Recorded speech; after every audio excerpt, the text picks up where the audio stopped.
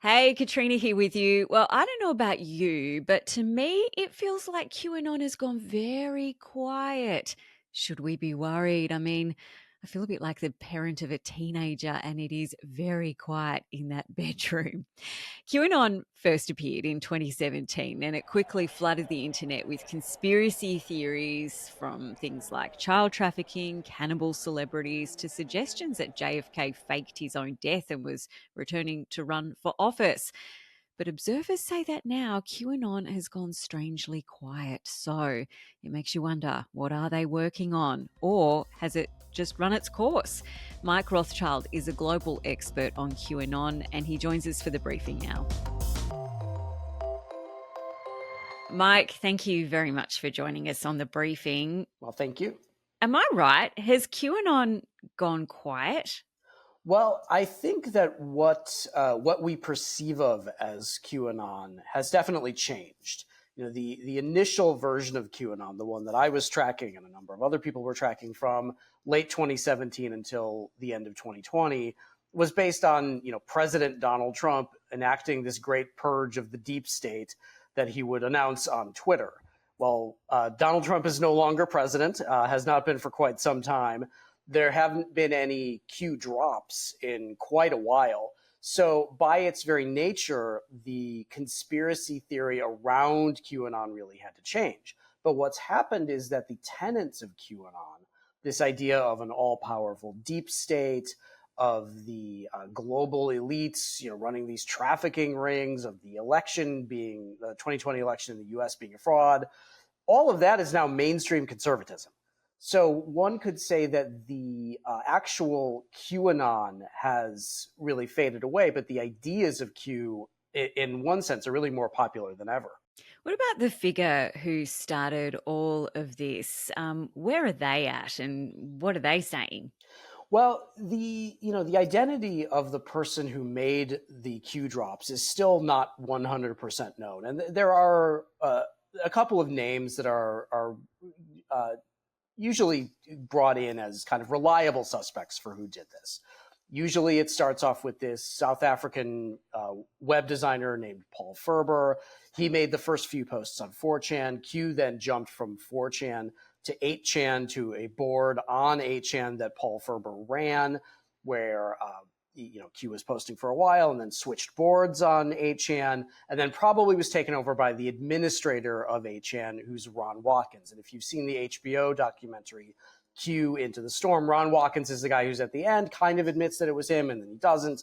So it probably was some combination of those guys. And of course, at the end of the Trump administration, Ron Watkins starts posting on Twitter as a self-described voting machine expert, which he was not, and didn't really need Q anymore. So other than that brief return of Q in 2022, which was pretty certain to have been Jim Watkins, who's the owner of 8chan, Q has not needed to post anything. There's no real reason to make kind of cryptic pronouncements and riddles when you can just say whatever you want on Elon Musk's version of Twitter.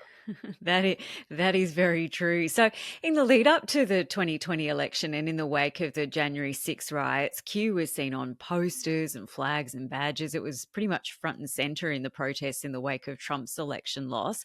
Are we still seeing those slogans and emblems now? You're not seeing it as much overtly, particularly at Trump rallies. The Secret Service actually started banning a lot of that stuff. But you're still getting a lot of the Trump retweets. He will share posts from Q believers on Truth Social quite a bit. People who are clearly QAnon believers, or if you dig in a little bit into their account history, they've posted Q stuff before. So Trump is clearly magnifying those things, and Trump's social media team is still using a lot of those images. They're still using a lot of the memes, a lot of the hashtags. They know how to pander to the QAnon crowd. And of course, that crowd adores Donald Trump as a kind of God King figure. You mentioned, that particular moment in time when QAnon theories started to come to light and gain a following. Could it have only happened at that point in time? Was there sort of some magical aligning of the planets that perhaps, it couldn't or wouldn't happen today?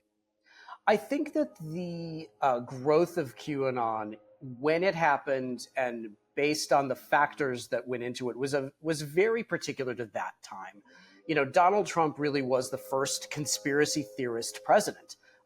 You had all of these conspiracy theories about Obama and about George W. Bush, and of course the Clintons, but you didn't have the people in office spreading them. Even other Republican presidents weren't spreading conspiracy theories about Democrats. You didn't have the Bushes spreading conspiracy theories about the Clintons. They tried to stay above all of this stuff. But then when you had Trump, he was elevated to political prominence because he believed that Barack Obama wasn't born in the United States. So he immediately brought with him as a constituency all of these people who believed all this stuff and had always been there on the far right, but they'd been restricted to militias, late night talk radio, hand-printed newsletters. But then in 2017, you have Trump as the president, you have the explosive growth of social media, and you have a very particular niche of people on 4chan who'd been supporting Trump with memes and conspiracy theories and trolling. And this is where, of course, this is where QAnon started, but this was a very prime environment for these things to start. So it really was the right president at the right time with the right conspiracy theory being spread by the right people. And given what's just recently happened with Donald Trump being convicted on 34 felony counts, what do you think is going to happen around all of that? Oh, it's so hard to predict what's going to happen with all of that stuff. But one thing that I can tell you is that whatever happens with Trump, the conspiratorial part of his base is going to see it as a win. They see his conviction as a win. Oh, it means the deep state is so afraid of him, they had to come up with this fake trial and this rigged result by this crooked judge. If he'd been acquitted, of course, it would have been, the greatest victory in human history. Everything that happens gets pulled into the kind of the lattice work of the conspiracy. It all becomes part of the story. So anything that happens, it's not going to dispel any of this idea that Trump is this kind of magical 12-dimensional chess master. It all gets pulled into the story and it all gets used to further his goals. So do you think we're in a post-QAnon era? Where are we at now? Where to next? Well, I think that the QAnon that we were watching for a long time, that definitely has faded out. Although, who knows, maybe if Trump wins, Q will come back and we'll get to do all of this all over again, which is terrifying.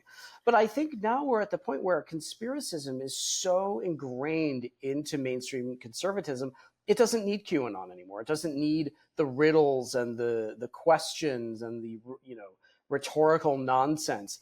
It just has Trump, and it has quite a few members of Congress who are willing to go on Fox News and cable TV and Twitter every day and share all of this stuff. It doesn't need to have that kind of specialness of a conspiracy theory that not a lot of people know about. It really needs to be as mainstream as possible to get the number of people that Trump needs to get him back into office. Have I covered everything there, or is there anything more you want to add? No, I think that's it. I think those were great questions. They were fantastic. Mike Rothschild, thank you so much for joining us on The Briefing. Thank you. Well, that is it for this episode. Thanks so much for watching. If you haven't yet, please like and subscribe and keep up to date with everything we do here at The Briefing. But also leave a comment below and let us know what you thought of this chat. I'm Sasha Barbagat. Catch you next time.